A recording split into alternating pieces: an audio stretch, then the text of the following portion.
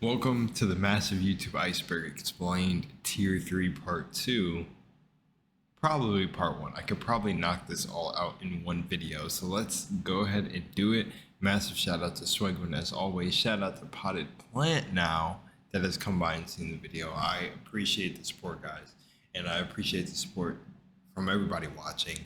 Make sure to go to these guys' pages. I don't know if Potted Plant has one, but go to Swegwin's YouTube, subscribe, show them support, and spread the word that somebody is tackling the massive YouTube iceberg. And let's get it, guys. Remember to stay authentic. If you enjoy the video, then you already know what to do. Let's go.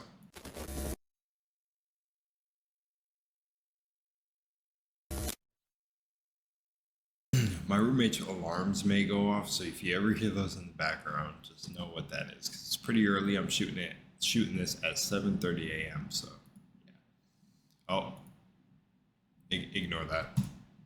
Let's go.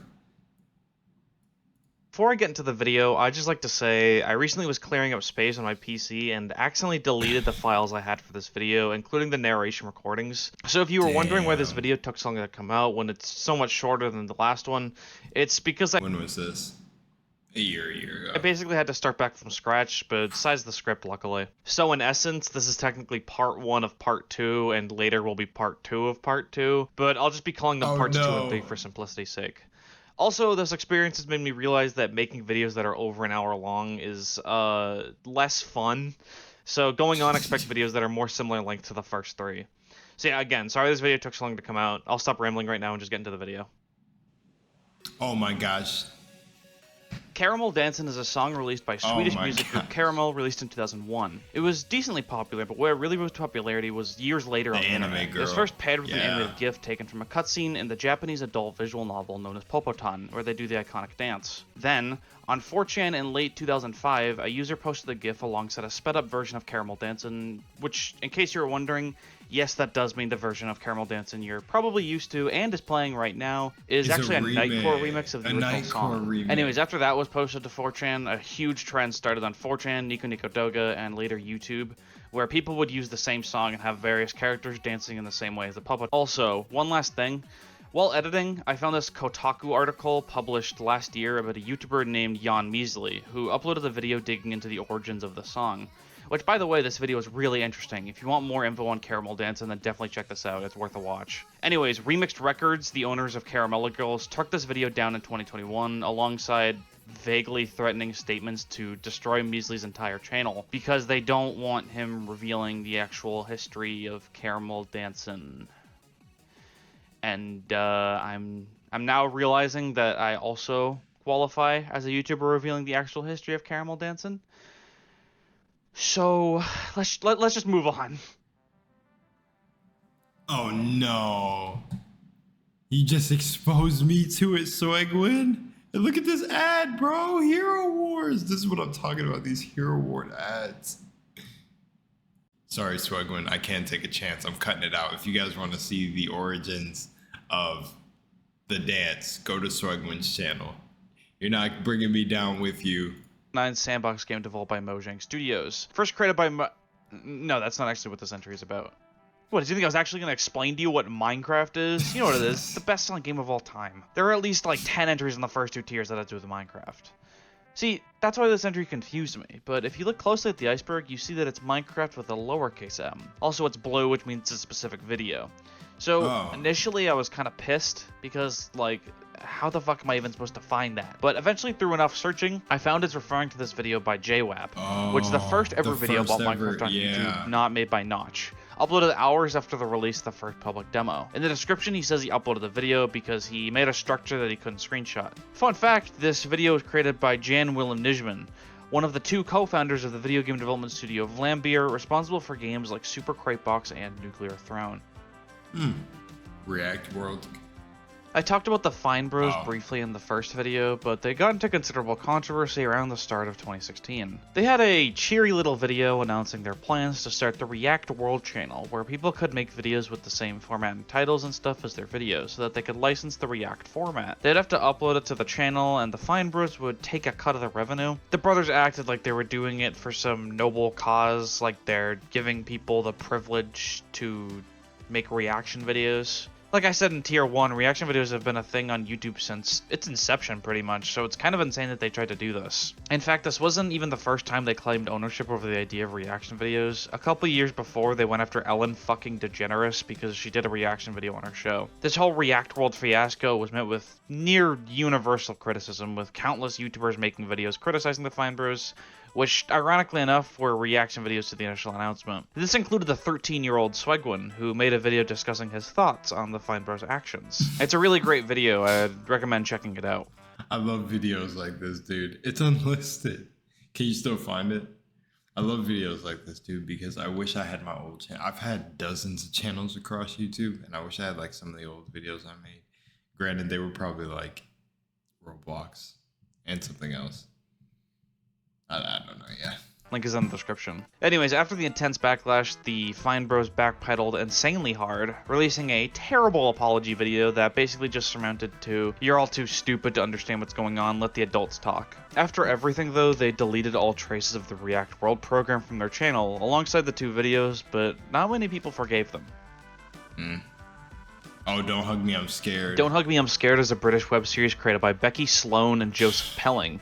It parodies shows like Sesame Street, and every episode starts out pretty simple and standard children's show stuff for a plot twist that involves some form of disturbing imagery, dark humor, or psychological horror happens. The first episode was uploaded in 2011 and features a notebook teaching the characters how to be creative, but soon delves into some crazy shit. The video was pretty popular, getting over 70 million views, and since then spawned a series of 6 episodes, with each episode getting more and more just like insane. Don't Hug Me, I'm Scared also recently got a TV show of 6 episodes on the British network Channel 4. I think the craziest one... Oh, was it this one? I was going to say I think the craziest one was time, but I thought it was a clock. That by far was the craziest one I've seen, but maybe it's this notebook one actually, where they start talking about time and they start growing old and it just gets so distorted. And I think I reacted to Don't Hug Me, I'm Scared on the channel, like one of the last episodes or something like that. I can't remember. At this point, I think the series is over, right? I'm not sure.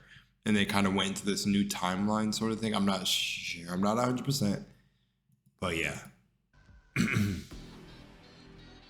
Click farms? Click farms, not to be confused with content farms, are underground operations to increase view counts. Basically, YouTube channels will pay these companies to take hundreds, if not thousands, of phones that are all synced up to each other and repeatedly... There's one. Alright, let's keep going. Refresh one of their videos and subscribe to them, in order to give the illusion that the channel is popular. This tricks the YouTube algorithm into thinking that real people are viewing their videos, leading them to show up more in search results in the recommended tab. This tactic isn't even limited to YouTube, as people will often do it on sites like Instagram, Twitter, and even sites like Alibaba, where retailers will use click farms to give themselves fake 5-star reviews. These aren't technically illegal, but they do violate the policies of pretty much every website and app out there. They're mostly popular in developing countries like China and India due to the fact that they don't have to pay their laborers too much money. Leo Henry, more well known by his YouTube channel Leo Kim Video, is an Australian YouTuber that joined in 2007 who does a variety of content, mainly focused around toys. He first gained popularity with the release of his Mad Bomber series in the 2000s, which in his words is a Twisted Thomas parody, which he made from his large collection of Thomas the Tank Engine toys. He also has a series called Dark Side, where he looks at Australian knockoff toys and pokes fun at how shitty they are before destroying them. Besides toy-related videos, he also has a series where he documents the certifiably Australian gigantic spiders that invade his home. Jesus, they looked huge. In 2017, when being interviewed on BBC News about South Korea, Robert Kelly's room was invaded by his daughter. I personally love the way she just fucking struts in there, it's awesome. Then the baby follows soon after with his walker, and finally the mom comes in and drags the two away while the dad is just closing his eyes hoping it ends soon. The video quickly became viral and gained millions of views.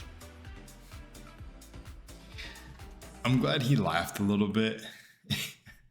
I was about to say I don't remember. I was about to deliver you guys an alternate universe, like remembering the clip. It's so crazy how memory works. It's really when you remember things, your mind really shifts it slightly each time you remember it. So when I seen the clip, I was like, dude, wasn't he a little bit like blah, blah, blah? But then I was like, let me just finish the clip and see. But it wasn't what I thought. But Yeah, that's like a cute moment. I'm glad we got a video like that because it's like, I'm pretty sure a lot of people recognize that video. And it's wild just how it ends up in the consciousness of everybody. Creepy tape found in Croatia. Creepy tape found in Croatia refers to a video uploaded by Darth Nixa in 2012. Allegedly, it's a tape that was found in 2005, and the teenagers in the video have been missing since. It starts with them meeting up and testing out a new camera, and then walking around town at night when they see this strange masked person. The video cuts to many different points of the night, and the man just keeps appearing, and eventually it cuts out. The video's pretty clearly fake, because, like, first of all, how did this one dude manage to kidnap both of these kids? Also, there was no police report, and after some digging, I found that this video was also uploaded to the Pro-Am USA Films channel under the title Entry Creepy Tape Found in Croatia 2014 Pro-Am USA International Student Film Competition. So yeah, it was an entry to a film competition that didn't even win. Still pretty creepy, though. Wombo Combo is a clip of Super Smash Bros. Melee. Let me say what I have a personal feel having delved into so much horror content. I think if you make an entity that gets close to you, like a creepy, mysterious entity that gets close to you, unless it's creepy enough and I suppose it's interactivity with you, like if he wasn't, he clearly looks like one of like the other teenage kids' friends, just like creepily walking, really hunched over. And of course it's students and they're trying to have fun, but I feel like, I feel like every moment in my life I want to go all out. And I feel like I definitely, what was that point I was going to make? I guess I was just saying that what I would have done. Okay, don't take this wrong way, but what I would have done, right, is if you make an entity who's going to get close to you guys and the camera and everything, it has to be creepy enough when they're close. You know, it can't seem human. Or, you know, it's like, it's either got to be a chase or it's got to be like some sort of, you know, I don't know. But if it's like a stalker vibe and then it gets closer to you, it can't just be walking with you. So I don't know how anyone's seen that video and like was like, oh, the kids were never seen again. They went missing. They were kidnapped after this video. It's like, nah, it could be, I don't know. Teenagers should be able to pull that off. Am I being too critical of a student film? Guys, I'm just messing around. Jesus. Hit by two players, SS and Tang. Commentated by Homemade Waffles, Phil, and Mango, they proclaimed that this combo is a Wombo Combo, named after a pizza from the chain Roundtable Pizza. The clip also led to popular catchphrases like That Ain't Falco and Happy Feet, which are also exclaimed throughout the clip. The clip is probably the most iconic and recognizable video relating to competitive Smash, and has uses in memes like montage parodies and esports, even outside of the Smash franchise, like Dota and League of Legends. Mm-hmm. Oh, Epic Sax Guy. Epic Sax Guy is the name given to Sergei Stepanov. Yeah, dude. And I don't know if the music videos they went to make after this, like, Moldova song or whatever the hell it was called, that he just started doing the dance and everything, but it seems like you found more and more clips of him just doing it. Sax player of Moldovan music group Sunstroke Project. This is the result of a loop of him dancing while playing the saxophone at Eurovision getting really popular in 2010. At first, people tried to make it the new Rick roll, calling it the Sax roll, which, as you can imagine, didn't really pan out. But Epic Sax Guy was still a pretty huge trend, getting over 80 million views, despite really Moldova placing 22nd out of 25 in Eurovision that year. I still liked it, yeah.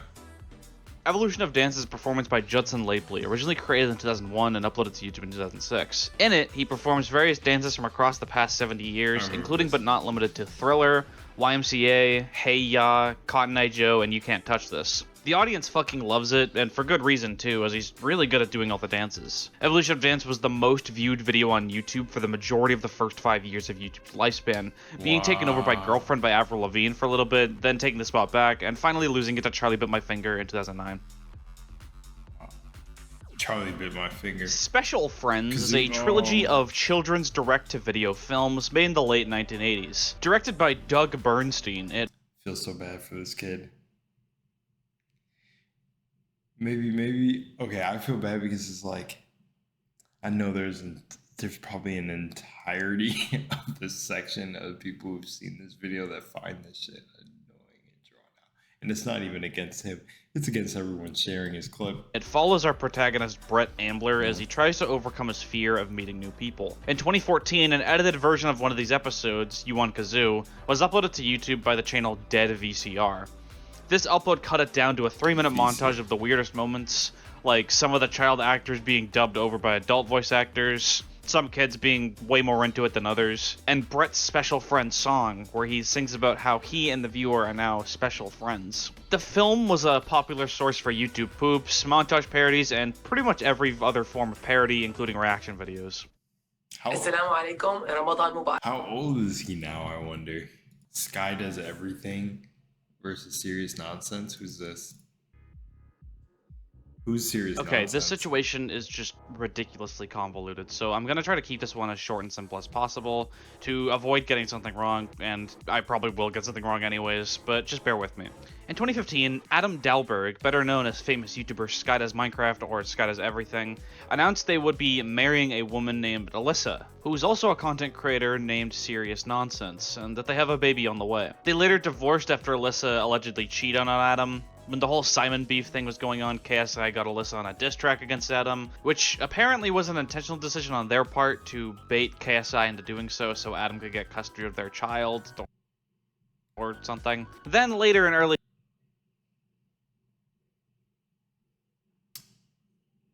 What? I'm not going back. 2022, a document was published against Adam by their new girlfriend named Elizabeth, saying that they're one of the most abusive people. What? They cheat on.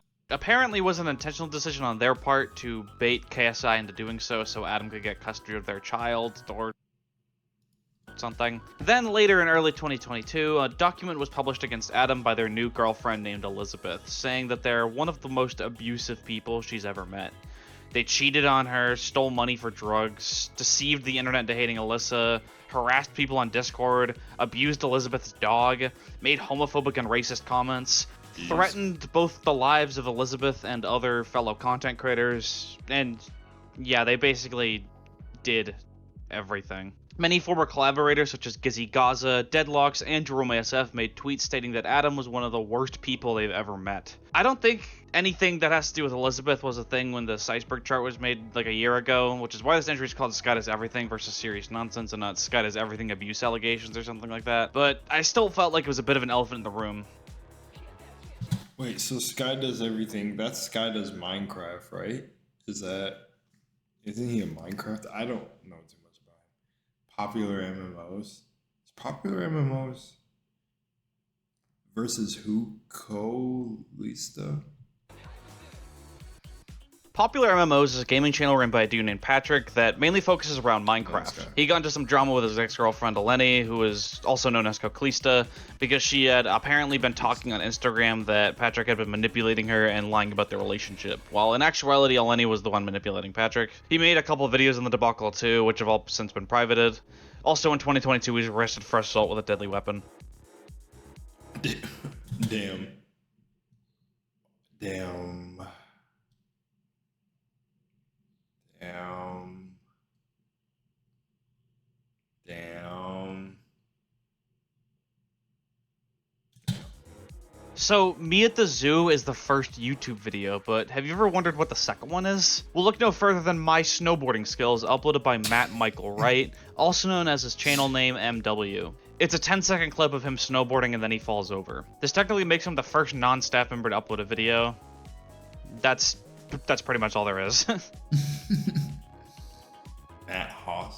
Matt Haas, also known as Bold Guy, is a YouTuber who uploads scripted videos that are mainly sketches, a lot of which focus around him talking to women. Guy, yeah. These videos usually portray him as a lady killer badass kind of character, even though he wrote the script to them, so they're basically just him talking to himself in the shower about how he's gonna pick up girls. The acting is also really bad, and the writing is just horrible. It was basically him talking to himself about how he's gonna pick up girls in the shower.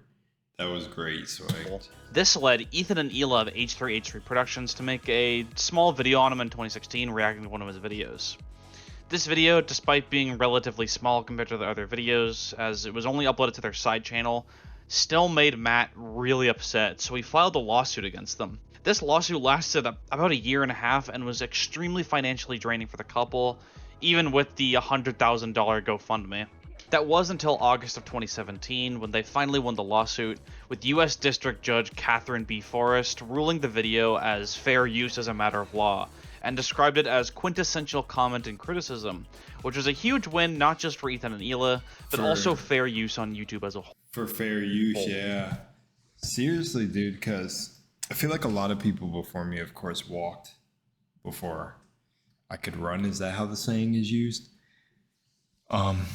But, you know, because like doing this type of content is the content I actually enjoy doing, but I know a variety of others that I could do, but I don't know if it feels like me. I feel like adding like commentary over things while I'm watching things is fun, is just enjoyable to me, and it to be enjoyed with you guys. Another thing that made me think of that I wanted to sort of segue into was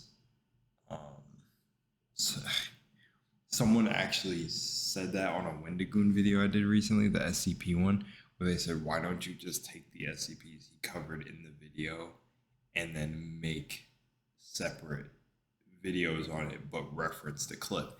And you know what is so funny about that? It's essentially the same thing as watching the video, pausing on the SCP he's talking about and giving comments on the SCP he's talking about.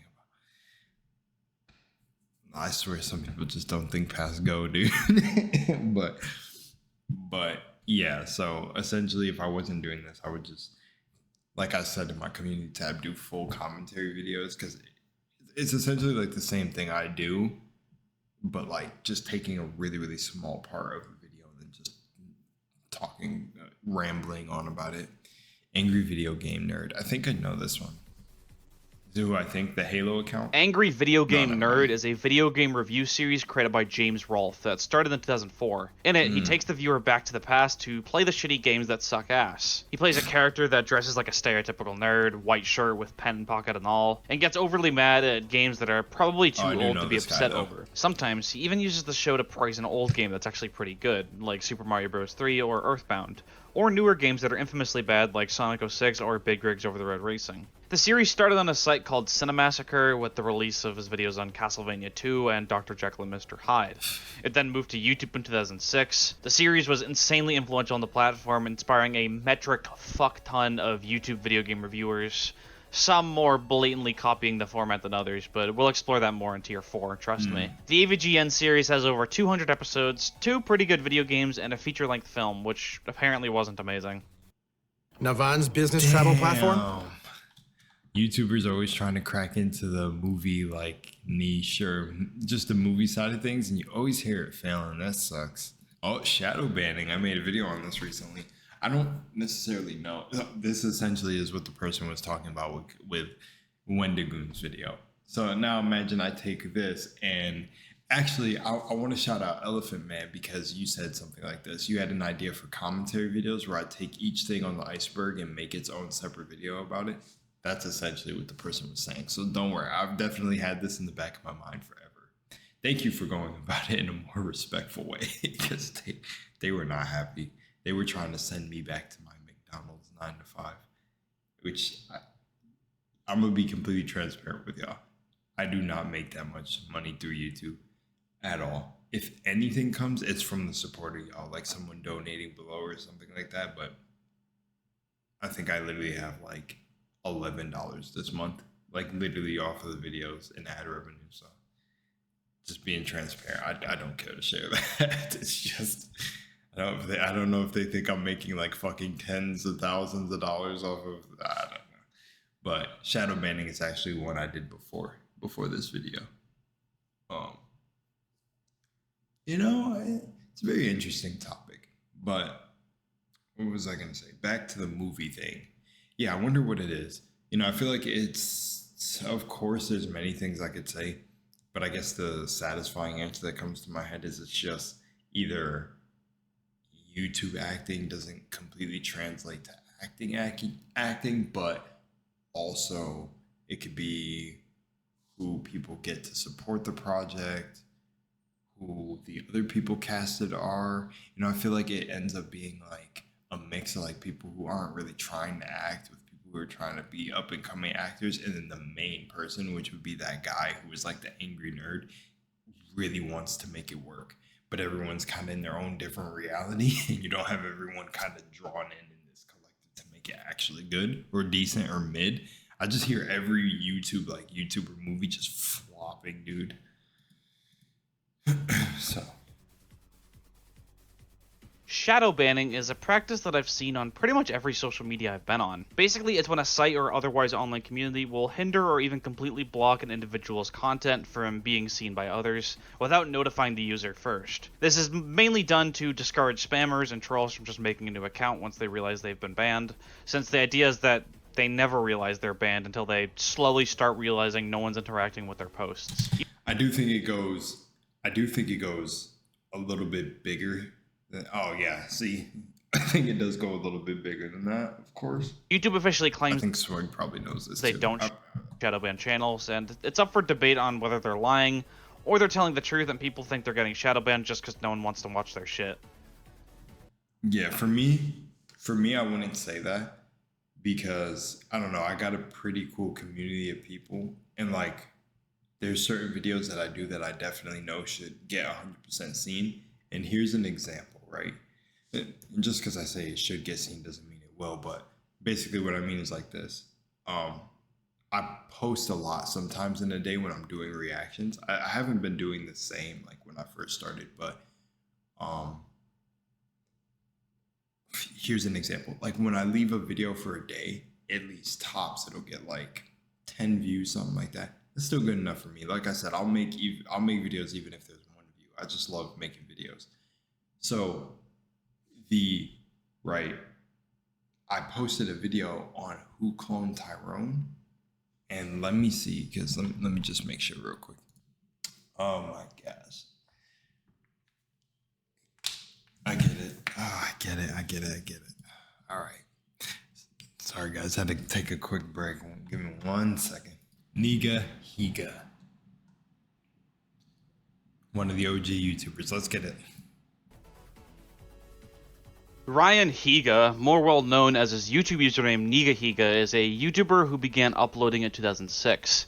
And from 2009 to 2011, he was the most subscribed user on the platform before being beaten by PewDiePie and later T-Series. He's most well known for his comedy videos on YouTube, many of which have tens of millions of views. He also got to start lip-syncing to songs, which it's kind of weird how many old YouTubers this is true for. He made a feature-length film in 2008 with his friend Sean Fujiyoshi called Ryan and Sean's Not-So-Excellent Adventure, and he also created Boys Generally Asian, a satirical K-pop group named for the pun on Girls' Generation, and because they're all Asians of different ethnicities, I guess. One more fun fact about Hega that I felt like I should bring up is the origin of his username. Hega is his last name, but he was annoyed by so many people mispronouncing it as Hega, so he created the username Hega so people would pronounce it as Hega instead.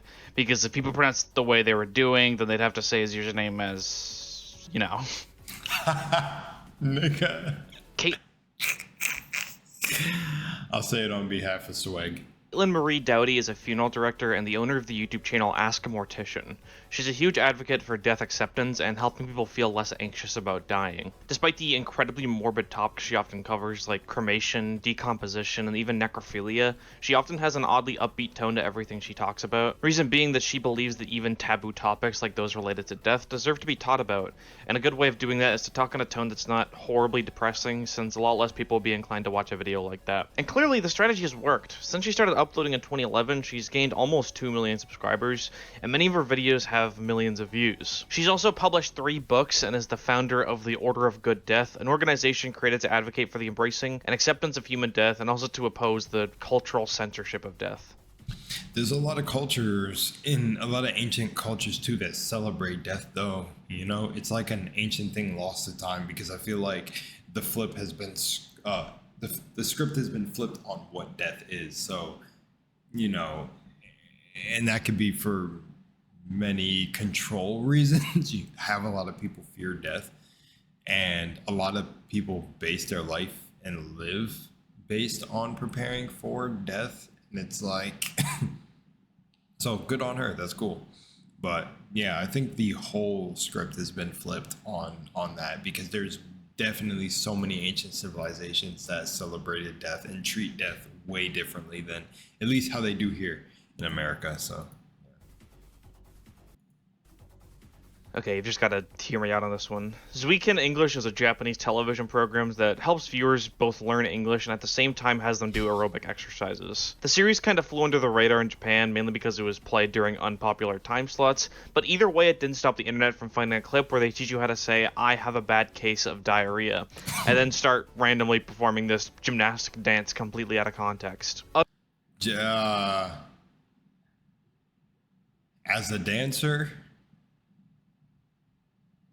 As a dancer, dude. I'm sorry, as a dancer, I'm not sure about all that. Other clips from this. As a dancer, he called this a gymnastic style of dance. Maybe I'm missing full context from more of the clip, but I don't know here. Also became popular, like the one where they teach you how to plead for your life. My video for Brianna is a 1 minute, 41 second long video, but when you watch it, it feels like it takes hours to finish. Oh, no, in I'm it, this seduced. high school kid named Dominic is talking to his girlfriend named Brianna about how much he misses her. The video, in a non-weird way, the video feels so seductive, dude, because I mean it was for Brianna, right? Video is incredibly creepy, perhaps intentionally. He's shirtless, really close to the camera, and rizzing the hell out of us. And the camera keeps swaying back and forth like it's some kind of horror movie. Apparently he was going to send it to her over email, but the file size was too big, so he instead opted to, publicly mind you, upload it to YouTube. The video gained millions of views, and before the comments were shut off, everyone was calling it cringe and uncomfortable. Some people thought it was a troll, others thought he was a stalker, but turns out Brianna was actually real and actually his girlfriend, as she published a video of her own responding to him. Apparently she actually really liked it, but they eventually broke up shortly after for reasons unrelated to the original video. Oh. It's kind of like a weird, cute, wholesome kind of thing, but then sad ending, I guess. He got the bad ending. Bro got the bad ending. YouTube is over party. Remember this, but don't remember. Blank is over party is a phrase and hashtag used often when someone or something is being canceled, like Taylor Swift is over party, Kanye West is over party, and of course YouTube is over party. This was used in a couple of situations. Hold up. From that screenshot he showed before grade A under A, that post said, like, bottom right, it said year 2015, so canceling has been around for a while, but people popularized the term canceling. See, it's funny. I just answered myself in my head, and that's why it came out like that, because I was like, of course canceling has been around. They just probably coined a different term as, like, everything being recycled. Where YouTube was doing some stupid bullshit. But where it seems to have peaked is in 2016 with the whole demonetization adpocalypse thing. It obviously doesn't mean YouTube's really over because, you know, we're still here. It's basically just used to denote a shitty thing happening with a specific subject. Felix Krave. Felix Krave is an Australian animator and filmmaker who began making animations on YouTube as far back in 2008, when he was only 15. His biggest claim to fame is probably his video Double King, released in 2017, which is a 10-minute-long surreal animated short about a king who travels across the land looking for other monarchs to steal their crown. Felix Krave has also done work on a number of things, such as directing a music video for Nicki Minaj, worked on in-game animations for Fallout 4, and he was also credited for storyboards on Childish Gambino's Feels Like Summer music video. Have you ever had a dream like this? Is a clip from the 1999 home video special Goodnight Moon and Other Sleepytime Tales, consisting of readings of various children's bedtime stories. In the video, there are several interviews with children, the main subject being dreams. One of the children, a boy named Joe Serkiel, just fumbles his words completely when being interviewed. He stutters for a solid 15 seconds, and it's so bad you can't even tell what he's saying. A common theory is that he was actually trying to quote the 1997 film Hercules, where he says, "Haven't you ever had a dream, something you wanted so bad you'd do anything?" Which is a pretty plausible theory considering Hercules came out only 2 years before the release of Goodnight Moon. That makes sense. Okay. YouTube's channel layout has gone through many different changes throughout the years. They used to give you a lot more freedom with how you could customize your channel back in like 2009, since you could change the entire background instead of just I like the fact that you could change the entire background. They should bring that back. And you could also change the color of pretty much everything on screen. However, as time went on, they allowed for less and less freedom in the way your channel page looked. It was an understandable change, as I assume they wanted the site to look more uniform and professional, but still, it's fucking boring.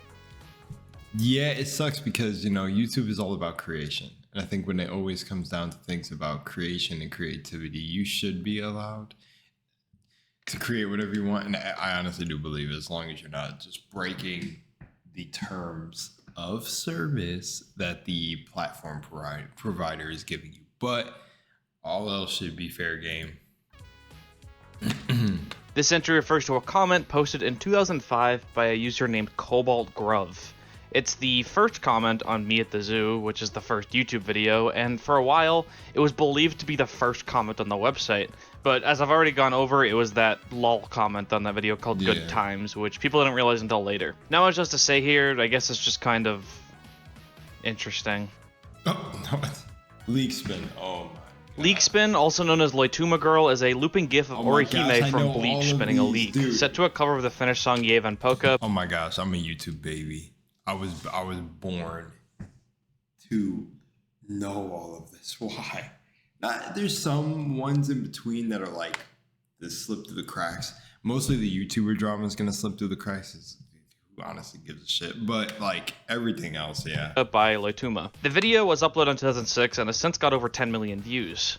A year later, the song got a cover by Hatsune Miku, which, in case you're wondering about her strange association with leaks, that's where it started. The original song, or at least the section Leak Spin pulls from, isn't actually words and is complete gibberish meant to sound like they're saying something, which is why you can't find lyrics anywhere. Wow, that's crazy. KoolAid Killer? KoolAid Killer, not to be confused with the other KoolAid Killer, is a video released by Danebo in early 2008. It's basically a mock movie trailer with the plot being that there's an evil Kool-Aid man and he's going to kill anyone that drinks anything that isn't Kool-Aid. After the success of the first video, Danebo proceeded to turn the KoolAid Killer into a small series called Viral Killer, where he goes after viral videos like Chocolate Rain, Star Wars Kid, and... I've seen one of these. Okay, I know it's not a chipmunk, but it's definitely not a fucking gopher either. Danebo would also make other popular videos such as Marshmallow Killer, Screaming Eggs, and Scariest Demon Face Ever. But there's one big thing he's known for above all else that I'll be talking about later in this. Oh my! Wait, it's only an honorable mentions. Okay, change of plans. The Annoying Orange. Oh, yep. The Annoying Orange is a video uploaded by Danebo, like I literally just said. And oh my gosh, The Annoying Orange, dude. Hey, Apple. Hey, Apple. You know, these are those deep subconscious memories that are rooted just so deeply in your psyche that you just they are eventually forgotten about. But it's like one random day this pops up back. Yeah, this video has not popped up back for years, dude. And now I'm witnessing it here on the iceberg. And it's about an orange, something right? To be old. And he's like really annoying. He annoys his fellow fruit apple until he gets sliced in half by a knife, and that's pretty much the entire video. It got 250 million views and spawned a series that's really fucking long. The Annoying Orange YouTube channel still uploads to this day multiple times per week for the past decade. Just an endless sea of constant Annoying Orange content that's all pretty much the same shit. I don't know how they're coming up with ideas. The channel has over 1,800 videos on it and counting. The series also has 3 mobile games, a whole bunch of merchandise, and a show on Cartoon Network called The High Fructose Adventures of Annoying Orange. Also, the videos on the channel get like over 100,000 views usually. Who the fuck is still watching new Annoying Orange videos? Also, while editing, I came to the realization that Annoying Orange technically qualifies as a VTuber. So do with that information what you will. Ever felt trapped by endless ads? Oh shit, that's true. Evil Elmo and Barney. Evil Elmo and Evil Barney basically just refer to any time a YouTuber tries to make Elmo or Barney evil. Making children's media evil and fucked up is definitely not a new concept, and it's something that's persisted in the internet for decades. While other iterations on this format like Sonic.exe still persist to this day, evil... Why Elmo's... Why did Elmo's face look like that, dude? Oh, they find hold on. Making children's media evil and fucked up is definitely not a new concept, and it's something that's persisted in the internet for decades. While other iterations on this format, like Sonic.exe, still persist to this day. Evil Elmo and Evil Barney seem to have kind of fallen out of fashion in the more recent years, but let it be known that these were super popular with kids on YouTube years ago. There was a video titled The Story of Evil Elmo that got 6 million views. That's literally just a Windows Movie Maker slideshow of captions talking about how Elmo is evil, with accompanying images that are like 3 pixels total. That being said, they're not completely lost, as calling X character at 3 AM videos still have the characters going strong. And I also found Among Us mods for both of them. I guess it's only a matter of time before they get Friday Night Funkin' mods and business will be booming again. Oh, wow. Ray William Johnson is a YouTube star known for a couple things. I guarantee someone will make a Lethal Company mod of it. His main claim to fame is a series called =3, where he showcases viral videos, 3 per episode, and provides his own commentary, I guess. The series lasted for 5 years and had over 400 episodes. See, and that's why I say essentially that is React content too. Maybe it's just the small majority of people who hate React content. Or it's like a large majority, but like they hate to admit that it's fair use. I don't know, guys. It's a very weird bubble to exist in because I genuinely like it and genuinely do it.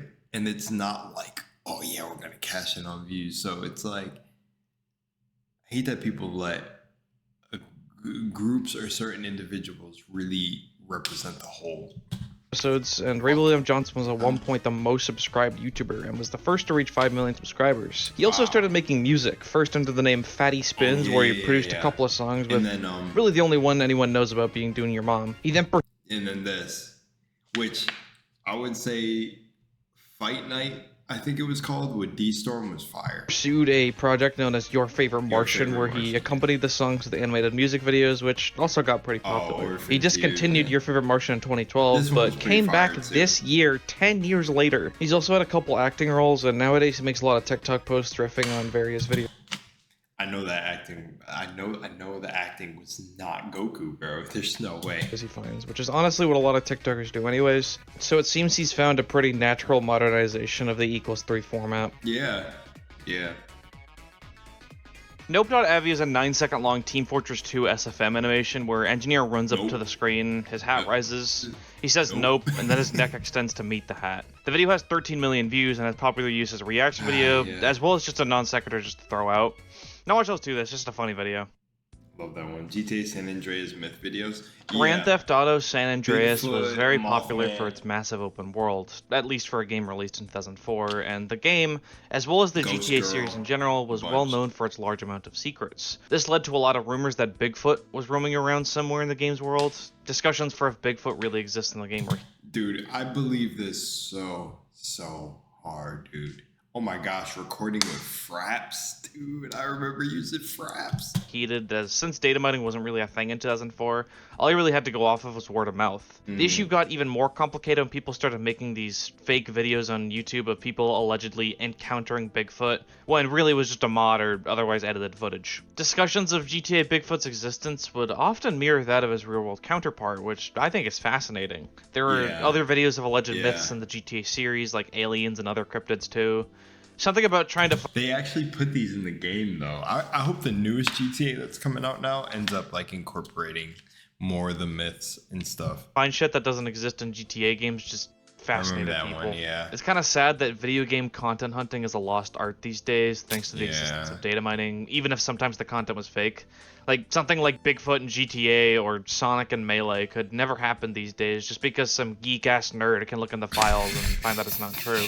To reference the old Bigfoot hunting videos, Rockstar Games added the legendary Sasquatch to GTA 5. It's a really nice... There could be an intricate way of... There could be an... Yeah, GTA 5, I'm pretty sure, added aliens too, right? I'll let Swag discuss this part, but... There'd be a unique way of doing it, right? You could essentially still have Easter eggs in the game and rename the files too, to kind of blend in with other files. But I guess data miners would really go hard. Gotta leave some of the fun, man. That sucks. But yeah. not, but still doesn't change the fact that Bigfoot isn't in San Andreas and never was. Or was he? Or was he? No, he wasn't. Yes, he was.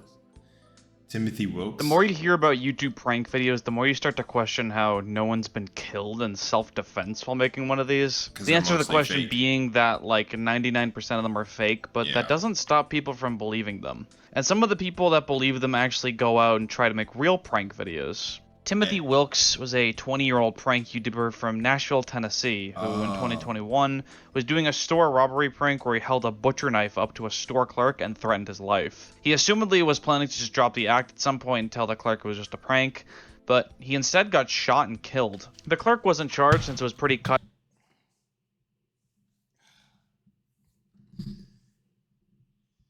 Oh my gosh. Why? Now why the fuck would you do that, dude? Oh my god. Guess everything happens for a reason, right? Cut and dry, this was a self-defense case. The craziest part is that the robbery prank was not an original idea by Timothy, as he most likely got the idea from other YouTubers who did the prank. Although, obviously what set him apart from the others is that this video was actually real, which tragically led to the end of his life. Last year to combat inflation. I'm sorry, it's just such a stupid way to die, bro. Such a stupid way to die. I mean, like, I don't know. Such a dumb way to die, dude. Longest video on YouTube. Like, rest in power, but I'm not going to say anymore, dude. It's just dumb, bro. Longest video on YouTube. Moldy toast. Well, what? Moldy toaster media. I can't. I'm dyslexic. Alright, so before I get to this one, here's a quick history lesson on YouTube upload lengths. When YouTube first started in 2005, users could upload videos of any length they wanted, and the only quality level that was available was 240p. Although a year later, they noticed that every video uploaded over 10 minutes were unauthorized uploads of TV shows. To deter people from doing this, they enforced a 10-minute limit on video uploads, which honestly didn't stop anyone from pirating because they just uploaded in parts, but whatever. In 2010, it was up to 15 minutes, and then eventually later in the same year, the limit was removed completely, letting you upload videos as long as you want. Here's where a user named Moldy Toaster Media comes in. He was constantly challenging the platform, seeing how long he could make a YouTube video. This eventually culminated— Was that moldy, like a moldy toaster? It looked like spread peanut butter. It doesn't look like mold, it looks like peanut butter. Media comes in. He was constantly challenging the platform, seeing how long he could make a YouTube video. This eventually culminated in 2011 when he uploaded a now private video called The Longest Video on YouTube, 596.5 hours. The title says it all, although the video itself was just a grayscale gradient flipping every couple of seconds. The video stands as the longest video ever uploaded to YouTube to this day in 2022, because YouTube put a 12-hour limit on video length in 2016, unless it's a live stream, but that doesn't really count. Small. Anthony Padilla and Ian Hecox are content creators that make up the comedy duo Smosh. They first began making videos in 2005, originally starting with making lip-sync videos to songs like the Power Rangers. Does the Lo-Fi Girl channel actually stop and restart at any time? They have to, right? Theme, Mortal Kombat theme, and the Pokemon theme. The latter of which was at one point the most viewed video on YouTube before having that spot taken by Evolution of Dance. And then Nintendo took the video down, so that sucks. They quickly became one of the most popular users on the website, holding the record on 3 separate occasions for the most subscribed YouTuber. Smosh would go on to be a sketch comedy type channel that many others would imitate the format of. They also had a pretty popular series called Food Wars that they did annually. They also had the Blank in Real Life series where they made sketches based on video games, movies, or whatever else were real. There's also multiple Smosh channels besides the main one, like Smosh Games, which is self-explanatory, and Smosh Pit, where they just post whatever. They also had their own movie called Smosh the Movie, which was predictably not well received since, you know, it's a YouTuber movie. Pretty sure I already explained why those are most of the time bad. There's also Shut Up Cartoons, which featured animation series like Oishi High School Battle, Planets, Pubertina, and Smosh Babies. Wow. In recent years, Smosh has dwindled in popularity. Anthony left the channel in 2017, which led them to stop pretty much all their original content, although Ian is still a main member of the channel while Anthony has a solo career. Yeah, he interviews people. Alright, so I'm gonna have to take a couple steps back to explain this one fully. This is Justin Zidus, also known as Symphucus. He has a rare medical condition called progeria where the afflicted will age rapidly, as well as have expanded growth in the head. He joined YouTube in 2009 and produced many videos where he basically just does whatever. One of these videos is called 13-Second Ghost, also known as Ghost of Symphucus. In it, his bedroom is shown without him on screen, although you can hear him whispering in the background, and it sounds like he's saying there's a ghost in the room. Then he jumps out in front of the camera and starts screaming. It's, in my eyes, not a very effective screamer, since the time he takes to jump out is pretty long, but either way, the video got popular enough to lead to the production of the video Jackety Ghost. This video is just an edit of the last couple of seconds of the 13-Second Ghost video, where he's moving his head all around and screaming. They put some Windows Movie Maker effects over it, start playing yakety sax, and yeah, that's the video. Nowadays, Justin is still around on YouTube, despite his old channel being deleted, and now he makes review videos as well as some videos about Funko Pops. The good ending. Owen was here. Ronald McDonald Insanity. UN Owen Was Her is Flandre Scarlet's theme from Embodiment of Scarlet Devil, the 6th entry in the Toho series. The song is another song from the series to be everywhere in Nico Nico Doga and by extension YouTube. The song was so popular that I'd argue it has a similar place in mid to late 2000s internet culture that Megalovania did for mid to late 2010s internet culture, although obviously on a lesser scale because YouTube was much smaller back then. Anyways, the song got a lot of remixes, although one stands out among the rest. This is Ronald McDonald Insanity, a UN Owen Was Her YDPMV that features clips from Japanese McDonald's commercials. It was originally uploaded to... This was haunting. I'm sure you watching this now can get the haunting feeling of what it was like back then to see this. Nico Nico Doga by a now unknown user before being re-uploaded to YouTube on the same day. It's easily one of the most iconic YTPMVs out there, and was probably a lot of Westerners' first introduction to the Toho series, just like Bad Apple. This video was also the main inspiration for all those Ronald McDonald edits in Mugen. Wow. I hate these ads, bro. Those ads have to, those ads have to be on the YouTube Iceberg. The Mafia ads, dude. What the fuck? Markiplier error. S3 gameplay. Season 3? Error number 53 is a video game produced on Game Jolt by Sean Toman. It was one of those horror games that got popular for like a day because popular YouTubers began to play it, like Markiplier. It starts out as a pretty basic Unity adventure game, but then it starts to glitch out and start flashing random images and stuff. This chart specifically mentions the Markiplier video done on it, which I'm a bit confused about. I guess he does play into the glitchy gimmick of the game more than others, where at the end his face cam starts going all pixely and stuff, but honestly, it's just your average 2013 Markiplier video with some jump scares and creepy stuff. MatPat Sands. If you somehow don't know who MatPat is, he's the host of Game Theory, a show for fan theories about games. Even though this video is old, he retired. Not exactly, he stepped away from the channel, but he's still going to be in the background. Games that's been running since 2011. Yeah. There's a common trend that the theories often become more and more egregious and nonsensical as time runs on. And nowhere was this better exemplified than the Undertale Sans' Secret Identity video, where he explains why he thinks Sans from Undertale is the same character as Ness from Earthbound. It's a crackpot theory that doesn't really make a lot of sense, especially now that Deltarune is a thing, so making fun of him became really fun. MatPat was also the same guy who got the chance to meet the Pope and gave him a fucking Steam code for Undertale. A couple years later, he used Undertale for clickbait on a video about another quirky Earthbound-inspired RPG, and then proceeded to not link to the actual game he was covering. Wait, hey MatPat, I'm pretty disappointed here, and so is our community. Your recent GT Live came across as an Undertale clickbait mashup instead of being about Heartbound. You never linked to our game, and you got our studio name wrong as well. Which prompted Toby fucking Fox himself to chew him out on Twitter for going too far. That was Toby. Who's Toby Fox? You should link any game you play. All creators need all the help they can get, and think carefully if you're misleading your audience with how you present your videos. You went too far this time.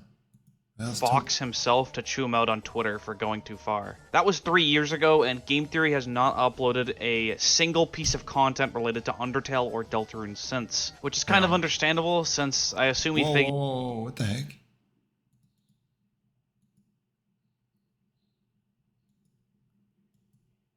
Wait a minute, how long has this been blank? Let me see.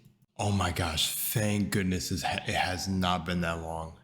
It was basically this, like just Matt Pat and the whole heart, I guess them linking the game, or Matt Pat linking the game. But hang on. Okay, couple things. Too many things happened real quick. I just got overstimulated. Who is Toby Fox? Let me look that up because I'm not familiar. Okay, Toby Fox is literally the creator for Undertale. I completely forgot that or missed it. When he said it, I completely probably just left my mind. So apologies there.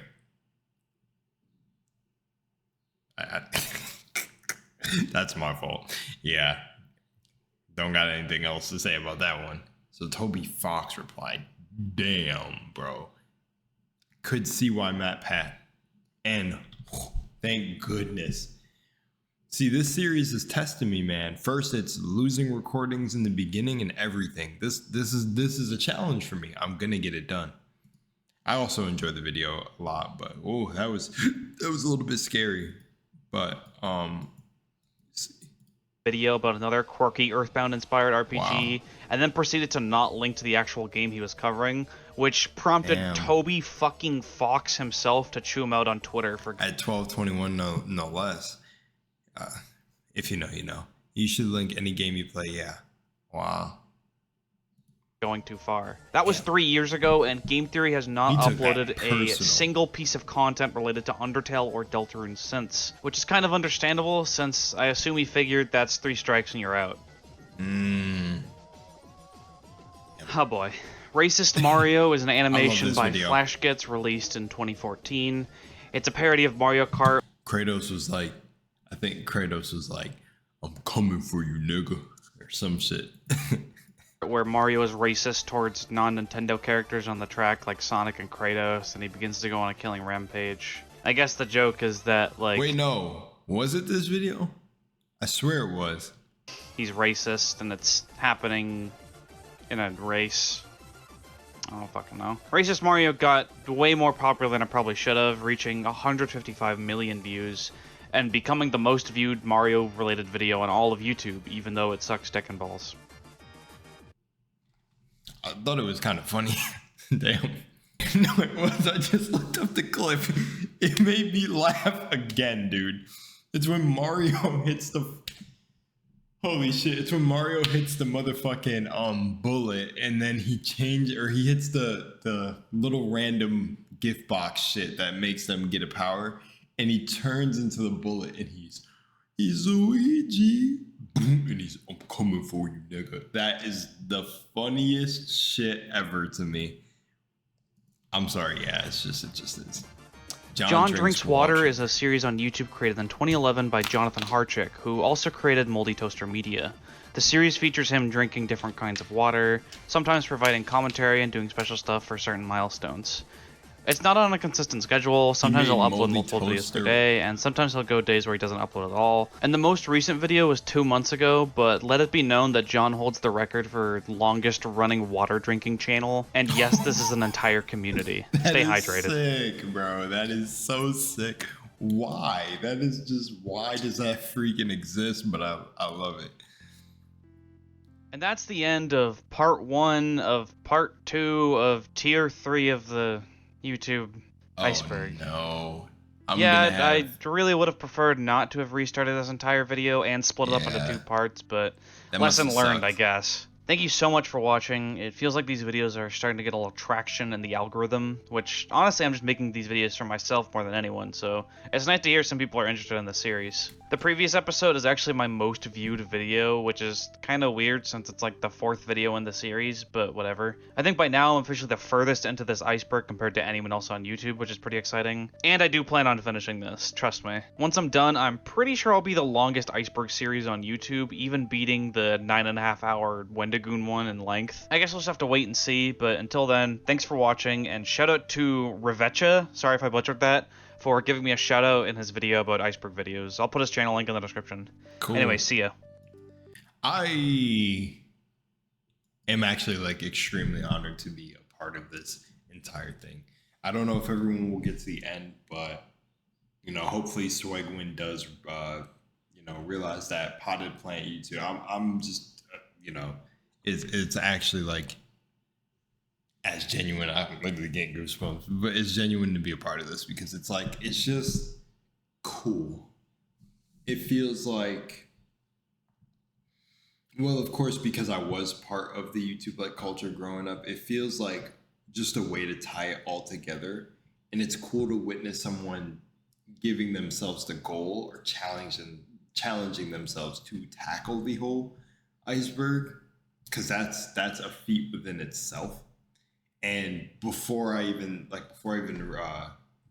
Swag saying that right there, I don't know if he said it earlier, that makes me happy because I want to be then the person, like, just goals keep getting built off this one little thing that's sprouted, which actually big little thing that potted plant sort of threw all together in this whole thing. So it's like, that's so cool. It just keeps branching out into different like story arcs for each person, because Swag is going to do the entire iceberg. I'm going to try to react to every single episode. I will react to every single one. And I guess Potted is just here to chill. But I wonder if Potted has any other Potted also, if you're seeing this, dude, you guys hit me on Twitter. Hit me anywhere, like seriously. If you're doing anything, planning to do anything, human connection, right? Alrighty, guys. See you on the next one. Much love and Moonlight.